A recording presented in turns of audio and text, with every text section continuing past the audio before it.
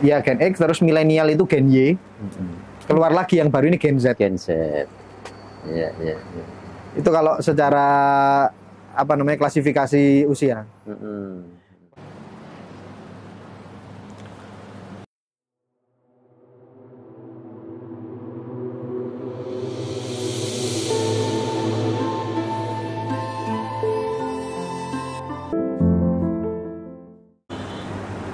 Bismillahirrahmanirrahim.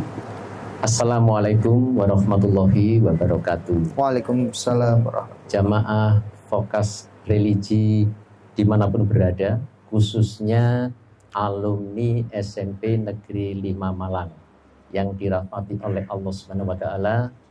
Syukur alhamdulillah sore ini kita diberikan kesempatan sempat sehat dan sempat nikmat sehat dan sempat dan nikmat sehat dan nikmat sempat sehingga terselenggaranya acara Fokas Religi yang kedua ini.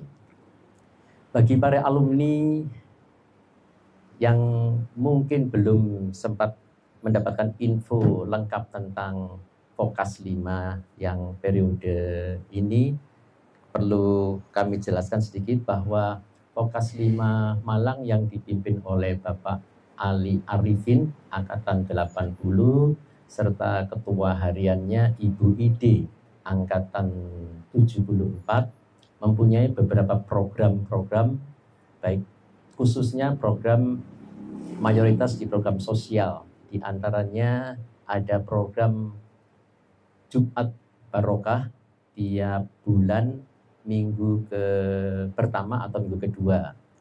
Untuk berikutnya ada juga program Fokas Beauty yang dikoordinir oleh Ibu Nina Partinawati angkatan 79. Juga ada program Dapur Fokas dan UKM yang dikoordinir oleh Ibu Ivon angkatan tahun 80 serta Fokas Religi yang dikoordinir oleh Ustadz Gembong.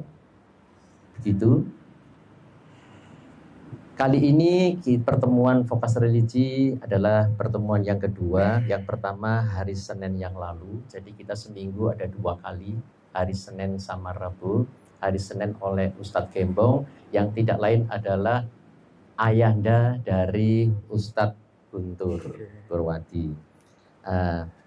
Ustadz Guntur Purwadi ini adalah alumni SMP Negeri 5 Malang tahun 2009.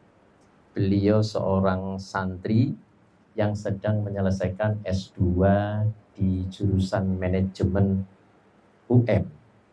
Kemudian beliau ini juga sebagai wira swasta yang mengelola sebuah bisnis kuliner yang sudah mempunyai sekitar 7 cabang dan dalam waktu dekat juga akan mengembangkan di luar kota 3 cabang lagi. Semoga berkah ya Ustadz. Amin.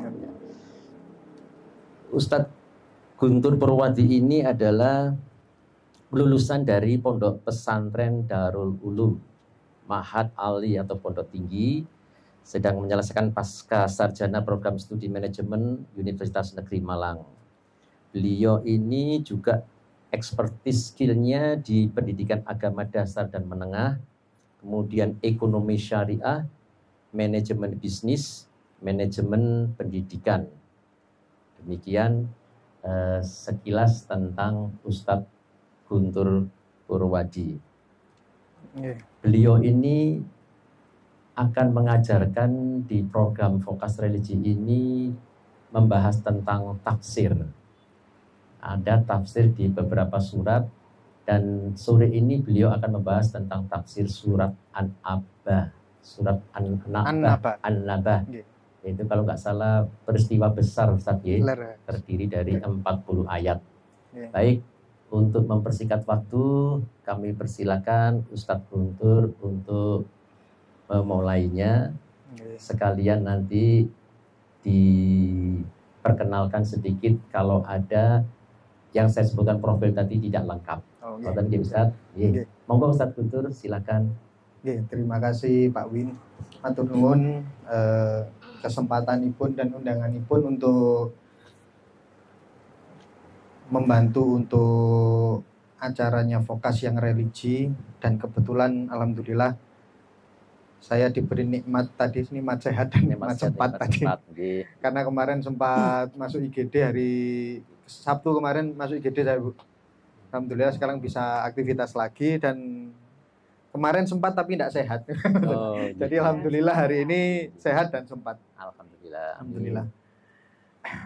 Wassalatu wassalamu ala rasulillah. Segala puji dan sholawat juga untuk junjungan kita semua Nabi besar Muhammad sallallahu alaihi wasallam, yang telah membuat kita bisa duduk seperti ini. Kita bisa ngobrol soal agama, kita bisa membuat komunitas yang di dalamnya berisikan orang-orang yang ingin menyebarkan agama, dan di zaman akhir itu merupakan suatu anugerah yang luar biasa. Di zaman akhir ini orang-orang sibuk cari uang. Ya memang uang penting, semua orang tahu kalau uang penting. Tapi setelah akhirat, setelah dunia selesai, kita ketemu akhirat, jarang orang yang mikir itu zaman sekarang. Orang-orang sekarang cuma mikir uang, kekuasaan, harta, tahta, wanita, dan lain sebagainya. Alhamdulillah Vokas 5 pada periode ini memiliki kewaspadaan atau persiapan untuk menghadapi akhirat di masa nanti. Alhamdulillahirabbil alamin. Itu semua tidak lepas dari pengaruh Nabi besar Muhammad sallallahu alaihi wasallam, yang dengan semua pengorbanan beliau di masa lalu, kita masih bisa mengenal Allah di masa sekarang. Oke, mungkin untuk perkenalan dari Pak Ali Arifin Wau sampun komplit lah, sudah mewakili. Setidaknya untuk bisa ngomong agama, saya harus punya background agama dulu. Nah, jadi saya memang lulusan universitas, lulusan Pondok Pesantren Darul Ulum. Saya lulus dari sana tahun 2012. Nah, di sana belajar macam-macam. Cuma pada akhirnya setelah lulus dari Darul Ulum, Pak, saya tetap ngaji lagi sampai sekarang. Ngajinya setoran ke Profesor Dr. Kiai Haji Nurul Murtado. Beliau guru besar di UM, di Fakultas Sastra, juga kiai. Jadi ya profesor ya kiai. Itu yang sekarang saya ngaji ke beliau. Itu saya menghafalkan Quran, setoran hafalan Quran di beliau. Di sana juga saya membaca tafsirnya. Jadi setornya itu bukan hanya hafalannya, tapi sekalian sama tafsir-tafsirnya sekalian. Seminggu berapa kali, Ustaz? Kalau dulu waktu zaman aktif setoran sebelum menikah itu setiap hari, Pak. Jam 3 pagi saya berangkat. Berangkat ke sana jam 3, nunggu, atau telat-telatnya jam 4 lah. Subuhan di sana. Setelah itu, setelah subuh itu nambah hafalan. Terus setelah itu beliau kan biasanya jogging. Pulang jogging saya setoran. Setelah setoran saya baca tafsir. Baru pulang biasanya jam 9. Jam 9 baru ngurusi pekerjaan, ngurusi kampus. Berangkatnya dari sana, mandi di sana. Gitu dulu yang saya lakukan terus-menerus dulu setelah mondok. Gitu.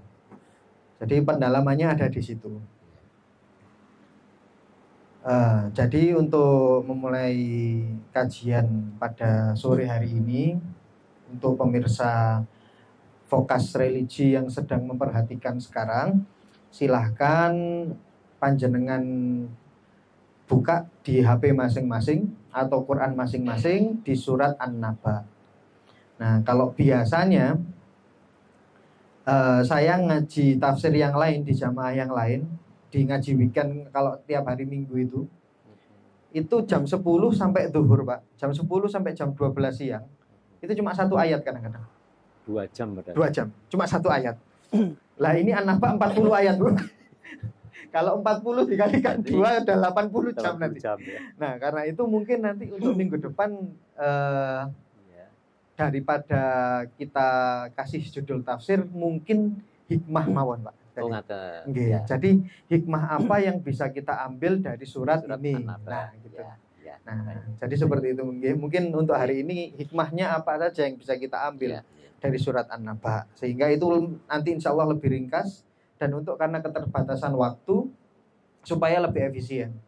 Audiens yang menyaksikan Fokas 5 nanti supaya bisa mendapatkan informasi yang padat dan komprehensif. Daripada terlalu banyak, terlalu lama, ketiduran di depan HP akan repot. Nah gitu.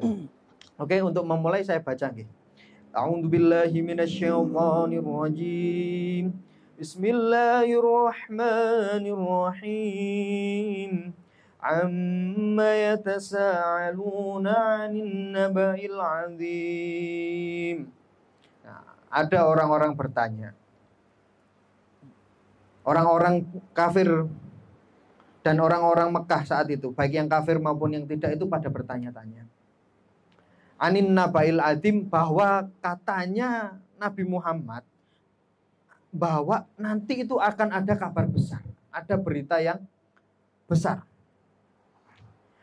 Alladzi hum fihi mukhtalifun, mereka berselisih di antaranya. Satu pihak bilang suka ada kabar besarnya, yaitu kiamat.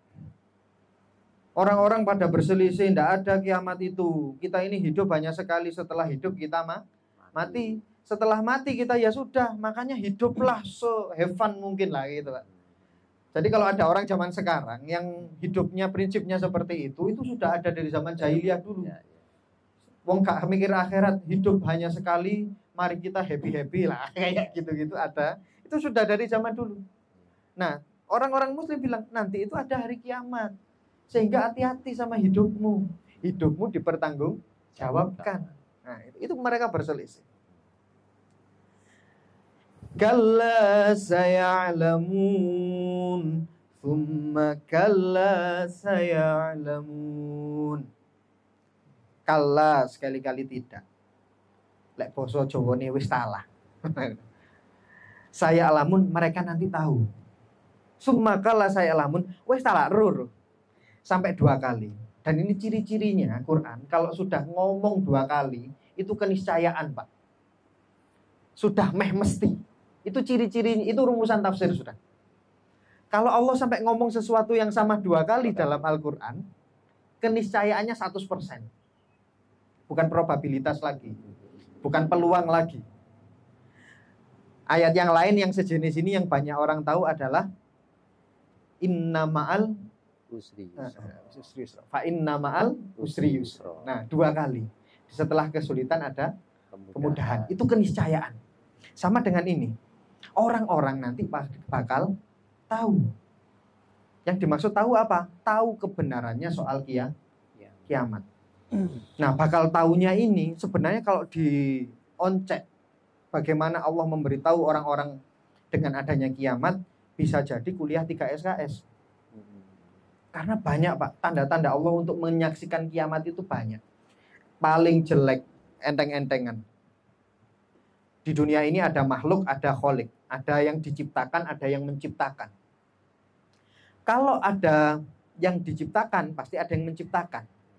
Dan kalau dia itu menciptakan, dia tidak boleh diciptakan. Sehingga Allah diciptakan siapa? Tidak ada, tidak boleh. Yang maha menciptakan harus yang maha menciptakan. Yang diciptakan tidak boleh menciptakan. Sehingga manusia menemukan lampu, radio, itu tidak pernah menciptakan radio. Menemukan. Itu bahasa adab ke Tuhan, bahwa sejatinya manusia ini cuma menemukan saja. Kayu ini bukan diciptakan, tapi teknologinya ditemukan oleh ini. Nah, kayak gitu. Karena sejatinya yang pantas menciptakan cuma Allah. Nah, kalau makhluk pasti mati. Saya mati, mbah saya dulu juga mati, leluhur saya dulu juga mati. Bahkan orang terbaik di seluruh dunia sepanjang masa, yaitu Nabi Muhammad SAW juga mati. Nah, kalau sosok terbaik saja mati, apalagi cuma dunia ini, Pak. Akan ada waktunya dunia ini mati. Sehingga kematian itulah yang disebut kiamat. Logikanya seperti itu, elek-elekan. Loh, kenapa kok itu diperlukan? Saya kan karena kumpul orang-orang banyak, termasuk orang-orang ateis. Bahkan di beberapa komunitas ngaji saya yang hari Kamis itu, kan anak-anak muda yang ngaji, Pak. Itu bahkan sampai ada anak-anak Katolik, orang Kristen itu ikut ngaji. Ngaji gini. Itu orang agama lain. Kadang-kadang tanya, apa sih urgensinya akhirat itu apa? Kenapa kok kita ini butuh ada akhirat? Padahal nggak ada akhirat harusnya nggak apa-apa, biasa-biasa saja. Ada atau tidaknya akhirat itu nggak ngefek nang uripku, kata orang-orang gitu. Ternyata setelah melihat tanda-tanda Allah, kalau mereka melihat dengan benar, mereka tahu kalau itu dibutuhkan. Akhirat itu dibutuhkan. Contoh kecil, Pak. Kita semua pasti kenal, tahu. Kita pernah tahu ceritanya Adolf Hitler misalkan. Pemimpin Nazi membunuh 6 juta orang Yahudi pada zamannya. Terus saya tanya, kalau misalkan Adolf Hitler itu harus dihukum yang adil, dia harus dihukum apa? Biar adil.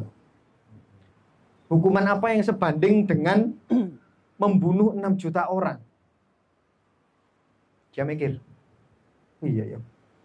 Itu pentingnya akhirat. Satu. Yang nomor 2, misalkan Pak Win diam-diam, sama sekali tidak tahu, mungkin bahkan istrinya sendiri tidak tahu.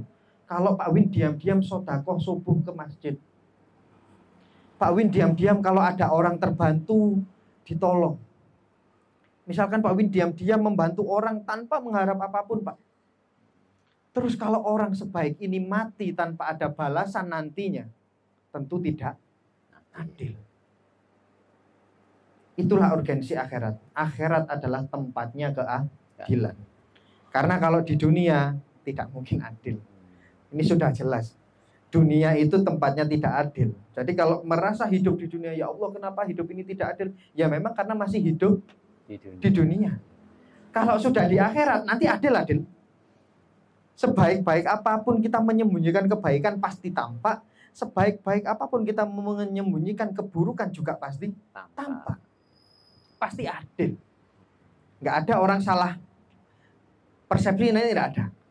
Nanti tidak ada orang atim mlebu neraka, maca alim gak jubah, gaya imamah, koyo maca alim ngoten kan gitu. Tapi mlebet barisan neraka jogo-jogo, menawa malaikate salah ngira dipikir aku antrian surga terus kok mlebu neraka, ndak mungkin. Pasti benar. Nah, makanya orang-orang yang sejatinya beriman itu di dunia itu orientasinya akhirat. Ini saya mau ngobrol panjang tentang ini karena yang bisa kita ambil dari ini mungkin yang paling penting di An-Naba itu adalah hidup di dunia dengan orientasi akhirat. Yang ini diajarkan oleh guru-guru saya semuanya seperti ini. Bukan hidup berlagak akhirat tapi orientasi dunia. Beda banget.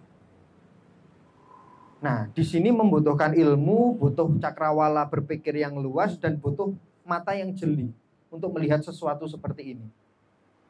Ada orang yang mungkin dia sholat 5 waktu ke masjid, atau mungkin dia sholat tahajud setiap malam 40 hari berturut-turut tanpa putus, gitu kan biasanya. Terus kemudian dia melihat di dunia luar, ada orang bengi-bengi turu. Ada orang malam-malam tidur. Karena dia merasa ahli tahajud, lihat orang tidur. Oh, kebo, turu. Ada orang sholat, ternyata dulu gak pernah sholat, Pak. Tapi sungkan moro tuwa. Banyak, teman-teman saya cerita. Biar ini kok gak tahu sholat, moro-moro rabi ikut mertuanya. Ketika ikut mertuanya, sungkan sama mertua, masa enggak sholat? Akhirnya dia sholat. Nah, ini kita nggak ngomongin baik buruknya dari hal ini, tapi yang jelas saya yakin sholatnya itu karena takut orang tua, karena takut mertua. Orang dia sendiri yang bilang, lah lamput tunggarin sholat, sungkan be orang tua, lah gitu. Kan tidak ada Allah di sini, Pak. Sehingga sholatnya ini mungkin orientasinya dunia.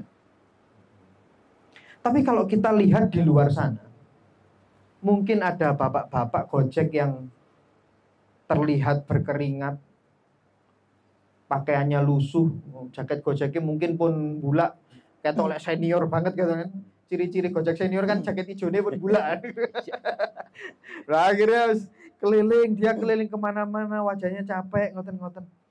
Dia kelihatannya cuma kerja ngojek di mata manusia. Bahkan itu secara status sosial tidak prestisius sama sekali. Tapi ternyata di balik gojeknya itu untuk menafkahi anaknya yang mondok misalnya. Atau enggak usah mondok, anaknya yang sekolah. Untuk membelikan istrinya makanan. Untuk mengobati ibunya yang sakit mungkin. Atau merawat adik yang belum bekerja. Dan lain sebagainya. Itu kalau dia niatnya benar kerjanya, maka Gojek tadi itu lebih orientasi akhirat daripada sholat sing wedi mara tuwa. Mindset itu penting. Itulah kenapa kalau jenengan mungkin ingat zaman dulu ngaji fikih dasar kan ngoten. Rukun sholat 1 niat. Nah, rukun wudu 1 niat. Rukun mau zakat 1 niat. Haji niat. Kenapa sih kok niat ini ada? Ya untuk itu tadi, Pak. Menjaga hati kita ini supaya orientasinya benar ke akhirat. Kalau misalkan tidak diniati, setan ini pinter. Nyusup-nyusuplah niat-niat kecil itu tadi ke dalam amalan kita. Karena godaan untuk malas itu godaan level 1. Orang mau sholat males. Orang mau sholat aras-arasen. Mari kerja, pulang mari isya, geledak sik lah. Nah, kan bahasanya ngomong kayak gegersik tes. Tapi durung sholat isya. Wis tak turu sik engko tangi sisan tahajud. Nah, ngoten kan. Biasanya bisikan setannya ngoten, akhirnya keturunnya sampai subuh. Berhasil lah ninggal sholat isya. Nah, itu godaan level 1. Itu paling enteng, Pak. Serius niku godaan setan paling enteng. Godaan karena di atasnya ada godaan setan yang kepada orang-orang yang rajin, yang sudah melewati fase malas. Godaannya apa? Godaannya niatnya diganti supaya tidak orientasi ke akhirat. Ada kiai misalkan.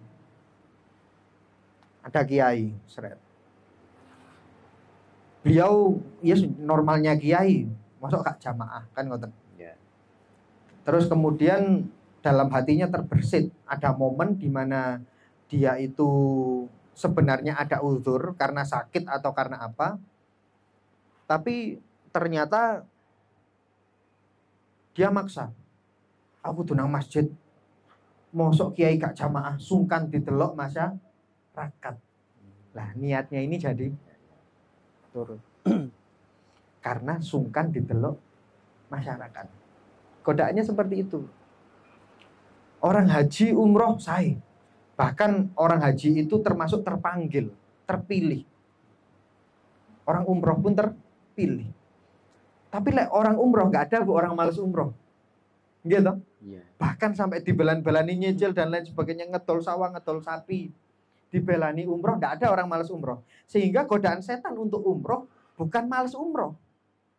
Bukan nggak ada duit buat umroh, nggak ada duit, nggak usah godaan setan.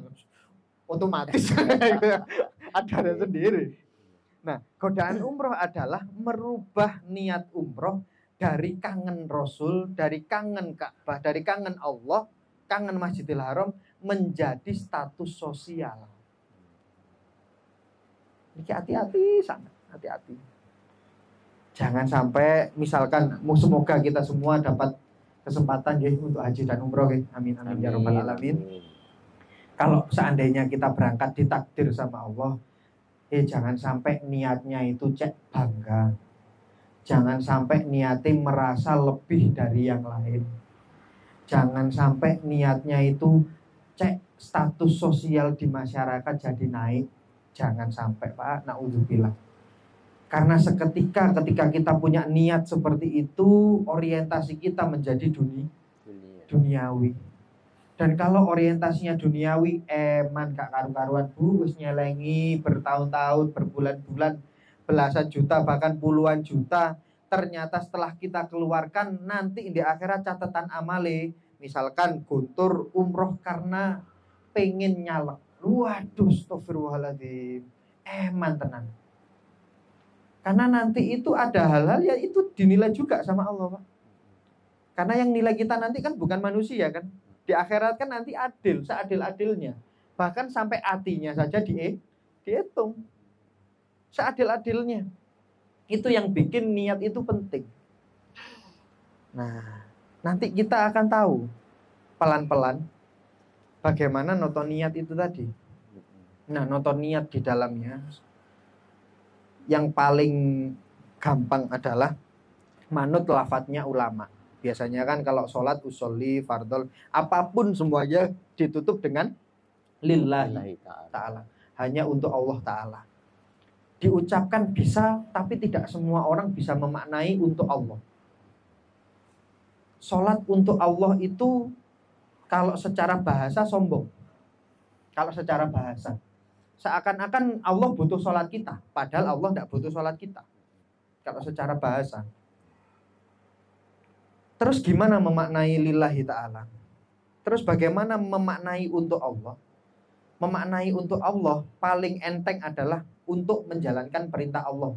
Paling enteng. Sehingga Allah memerintah sholat, ya sudah kita melakukan sholat. Itu paling enteng.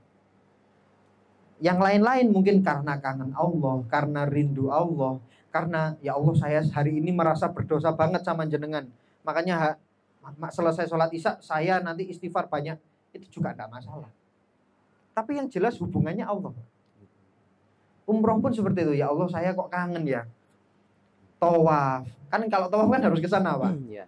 Saya kangen ketika jenengan labbaik Allahumma labbaik labbaik la syarika lak labbaik innal hamda wal ni'mata laka wal mulk la syarikalah. Itu nggak bisa kalau nggak di misalkan kita bikin kayak Ka'bah tandingan di Taman Merjosari, nggak bisa, harus di sana.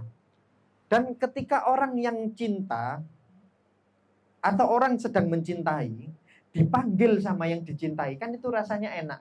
Jenengan mungkin dulu waktu zaman muda sama nyonya kan waktu PDKT kan kalau dipanggil mas ya, kan itu kan senang.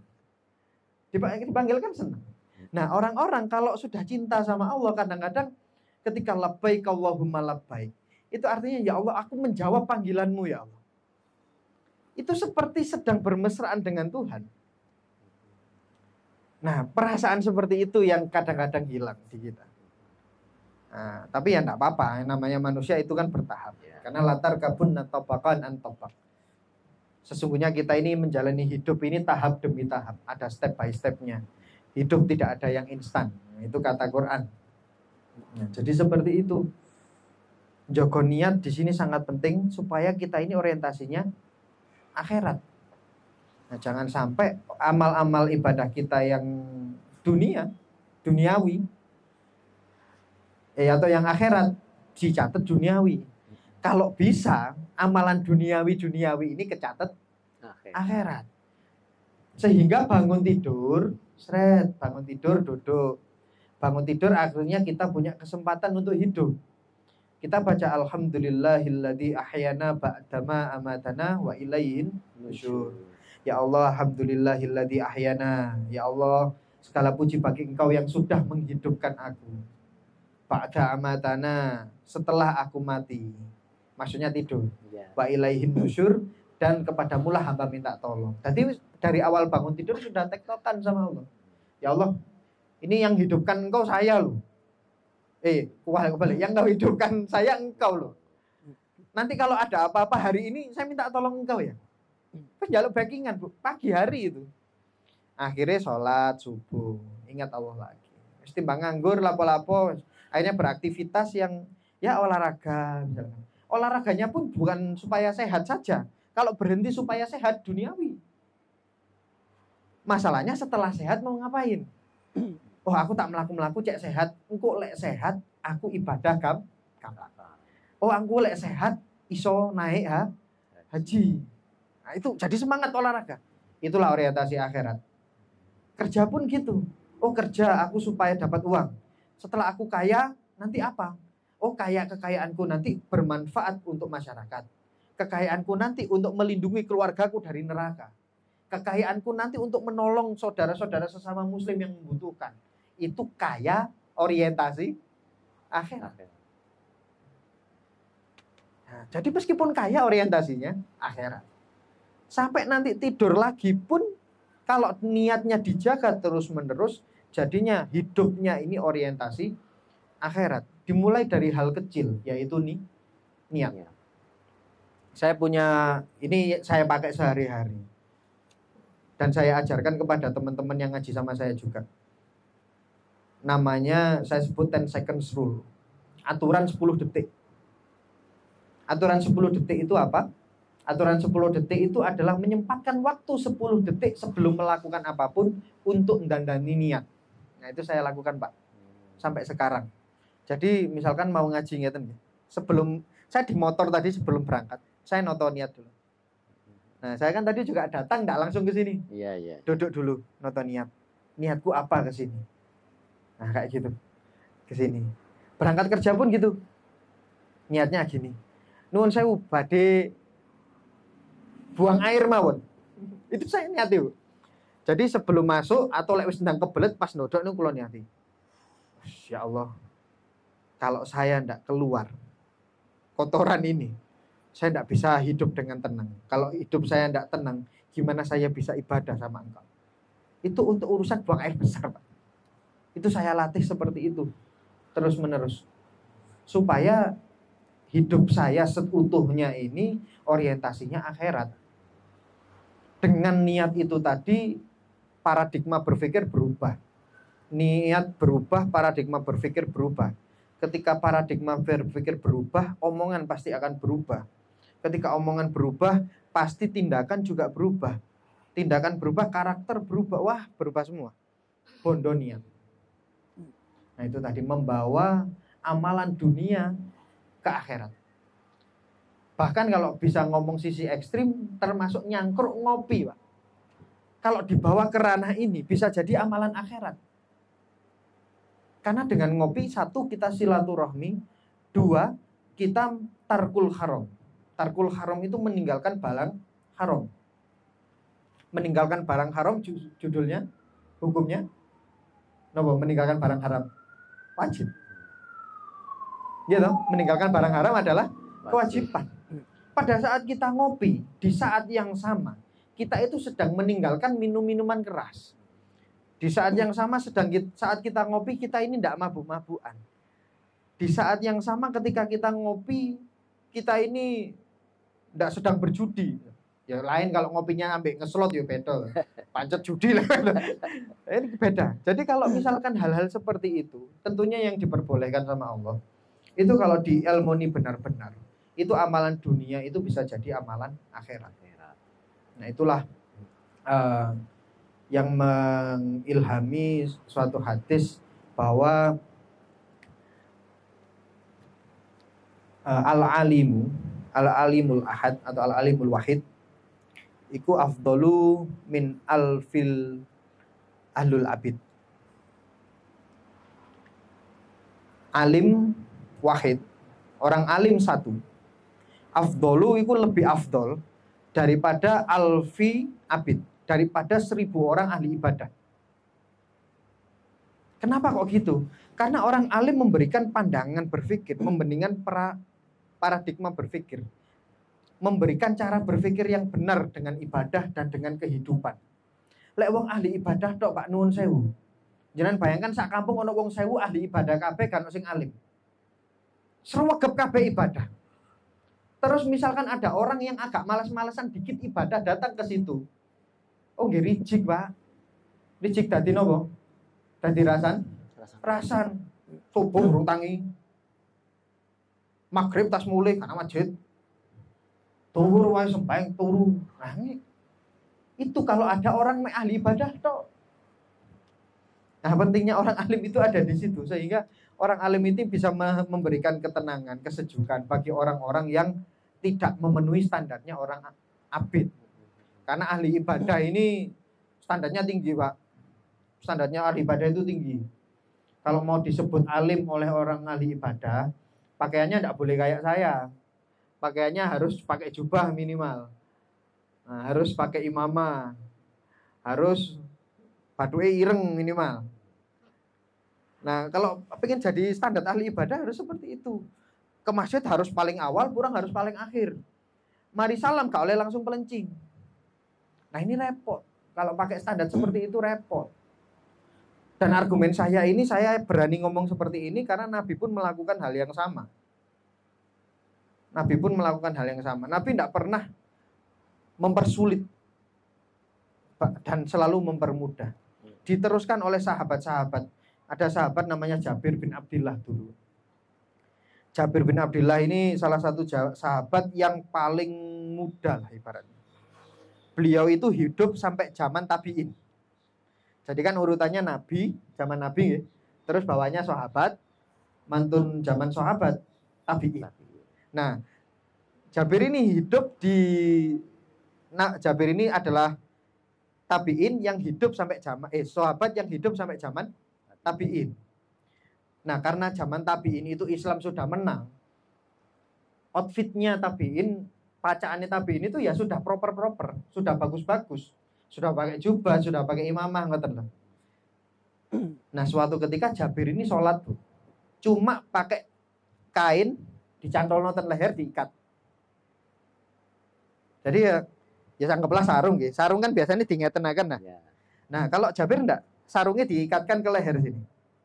Tadi samenten. Ngeteri kudungan gitu. Salat di masjid. Sahabat niku. Salat seperti itu. Langsung tadi rasan-rasan di zaman tabi'in. Ya Jabir, Anda ini katanya sahabat yang pernah ketemu Rasulullah. Kenapa kok engkau sholat dengan pakaian seperti ini? Terus kata Jabir, waktu itu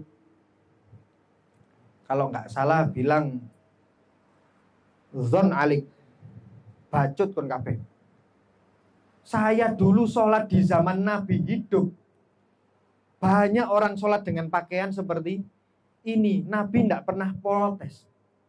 Nabi nggak pernah ngomong koyo sampean gini. Lah saiki Nabi sedo, kalian sudah enak. Apa hak kalian untuk memprotes pakaianku yang seperti ini? Sedangkan Nabi saja gak protes. Nah, itu mengilhami kita bahwa Islam itu sebenarnya enjoy, sebenarnya mudah. Dan bahkan salah satu kaidah dakwah yang diajarkan ke saya itu yasir wala tu'asir. Permudah, jangan dipersulit. Enggak seperti birokrasi kan koten.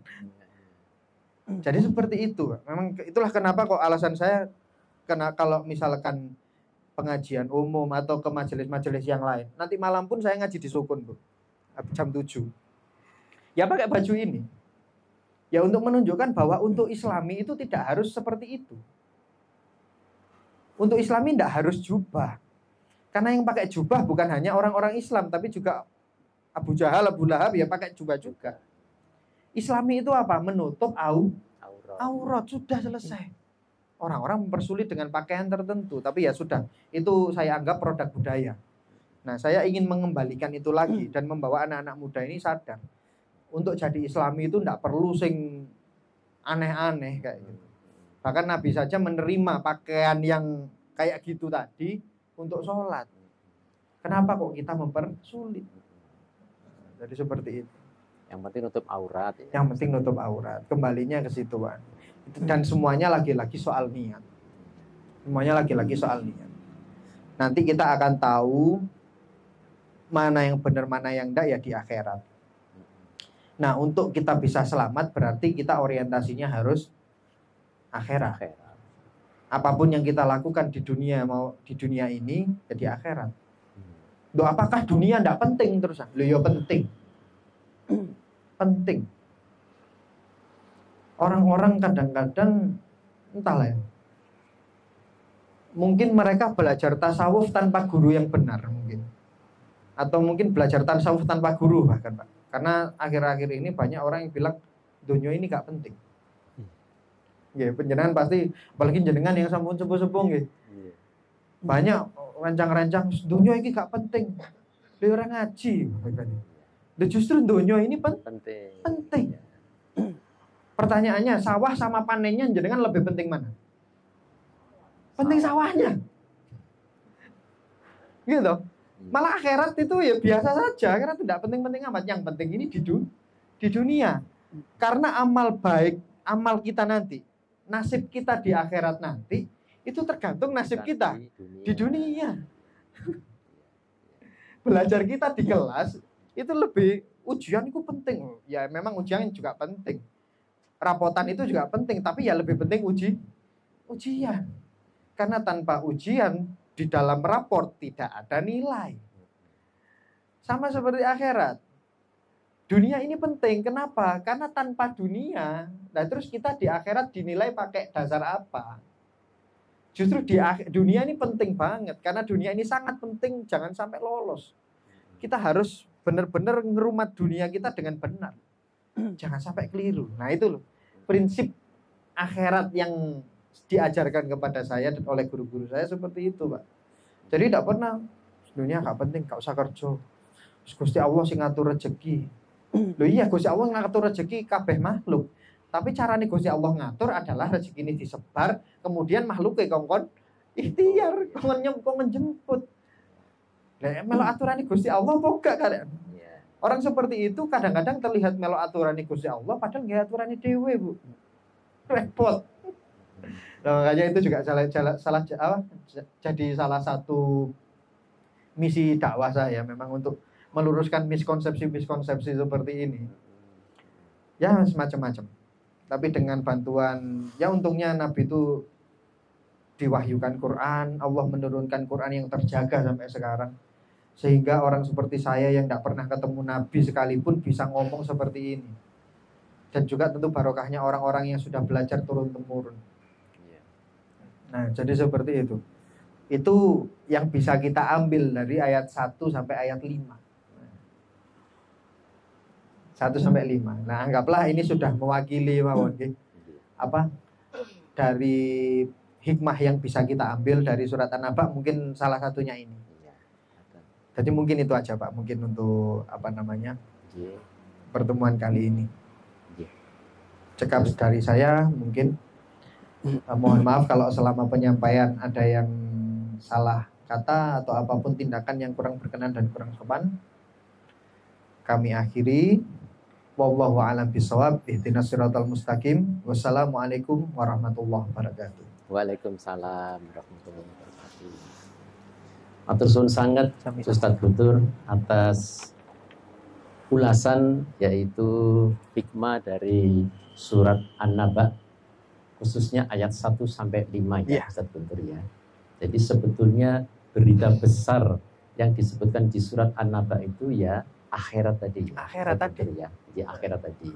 Ada beberapa petikan yang cukup menarik ya dari ulasan Ustadz Guntur ini, bahwa yang pertama semua diniatkan untuk akhirat.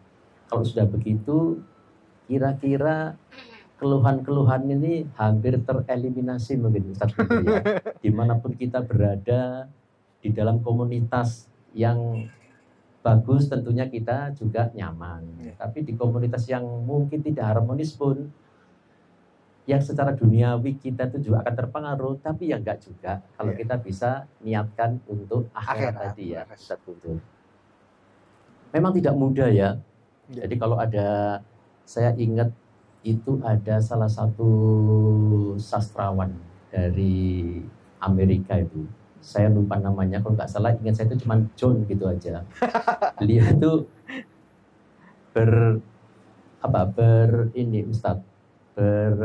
ngomong tuh gini, to say is easy, to do is difficult, to understand is more difficult. Ngomong itu enak ya, ngelakoni sing wangel gitu Ustaz ya. Ya sama dengan niat tadi ya. Ya kalau niatnya kita selalu orientasi ke akhirat, ini harus dibiasakan ya Ustaz ya. Harus dibiasakan. Lama-lama kita juga akan terbiasa. Jadi saya bisa ngomong ini karena saya juga belajar, terus terang saja. Tidak mudah memang ya, belajar sedikit. Ya dibuat nyaman-nyaman saja memang. Ya memang sesekali ya kecepluk kita. Nggak berhasil untuk membuat niat itu. Nah, terus yang kemudian kedua itu ada satu lagi yang paling menarik itu noto niat tadi itu ya Ustadz ya. Yang katanya Ustadz 10 detik. 10 seconds rule. 10 second rule. Ya, Wah, itu aturan menarik 10 sekali. detik. Tapi kayaknya Ustadz Guntur belum sempat jelasin ya 10 rule itu apa aja belum ya? Oh, bukan. Untuk Anu, Pak. Jadi aturannya adalah ya. berhenti 10 detik sebelum melakukan apapun. Nah, waktu 10 detik itu tadi digunakan untuk notoniat. Notoniat. Gitu. Oh, 10 detik, berhenti 10 detik Ya. untuk notoniat. Ya. Saya salah persepsi tadi berarti. Satu lagi yang paling akhir, yang paling saya suka yaitu satu orang alim lebih baik daripada 1000 orang ahli ibadah. Ya. Oh, Nganten, Ji? mungkin saya saya ralat lebih afdol. Iya. Kalau lebih baik belum tentu ya. Lebih afdol. Maksudnya faedahnya untuk masyarakat lebih terasa daripada 1000. Karena orang alim ini berarti berilmu ya, berilmu, Ustaz, ya. Ya. Jadi kalau sudah ahli ibadah juga berilmu, wah itu top. sip ya. Jadi perbandingannya diingat-ingat itu aja ya. Satu orang alim lebih afdol daripada 1000 ahli ibadah. Yang tidak alim. Yang tidak alim. Karena orang alim ini biasanya ahli ibadah juga, Bu. Ya, gitu. Ada orang yang ahli ibadah tapi tidak alim. Ya tadi itu memang contohnya Ustaz, baru rajin istiqomah sholat tahajud aja, begitu keluar mau sholat ke masjid ada tetangganya yang belum bangun aja, Pak tangi-tangi bangkong ya, kan gitu aja ya. Kan nyelatu ya Ustaz ya, nyelatu iya. Nyelatu dosa loh, Pak. Iya, nyelatu tapi dia nggak sadar ya. Iya. Nah, dia ketemu lagi sama yang jagongan di pos. Oh iki wayahe subuh sembahyang wis ada diceluki nongkrong guyon ya. Akhirnya apa itu ya? Nyelatu tadi itu enggak sadar. Sekali. Tapi kalau diimbangi dengan ilmu, aduh alangkah indahnya ya. Ya wis ora apa-apa awakmu ora iso tangi syukur apa-apa, tapi kan awakmu paling tidak menghindar dari dari Pak, enggak se ekstrim itu. Iya. Tapi misalkan kalau orang-orang ini nggak sholat atau ya kita husnudon, mungkin dia sudah sholat atau mungkin dia sholat di tempat lain atau kalau misalkan ada orang mari sholat salam langsung pelencing ya siapa tahu dia sedang dicari keluarganya, siapa tahu orderan masuk orderan ten customer sekedar nggih Bu kula wiritan bintang 1 nanti malah bahaya. Ya barangkali telat bangun jam 5 kebablasan subuhnya sampai jam 5 pagi ya mungkin semalam diskusi sama istrinya sama keluarganya sampai kemalaman ya kita husnudon gitu saja ya. Itulah orang yang berilmu ngaten Ustaz Guntur ya. Baik para jamaah Fokas Religi yang dirahmati oleh Allah, demikian penjelasan Ustaz Guntur alumni SMP Negeri 5 tahun 2009. Tayangan ini nanti akan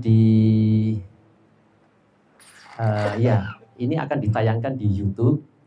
Jadi kalau para alumni nantinya ada pertanyaan-pertanyaan yang ingin disampaikan, silakan respon di YouTube kami, Fokas 5 Malang. Nanti pada saat penayangan akan kita sampaikan juga.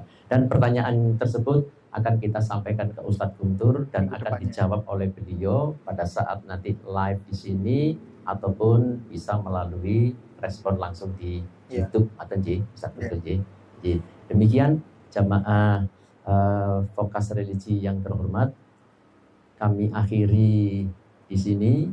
Terima kasih sekali lagi atas perhatiannya. Mohon maaf atas salah dan khilaf kami. Kita akhiri dengan bacaan Subhanakallahumma wa bihamdika asyhadu an la ilaha illa anta astaghfiruka wa atubu ilaik. Terima kasih Ustadz Guntur. Nggih, sami-sami, Pak.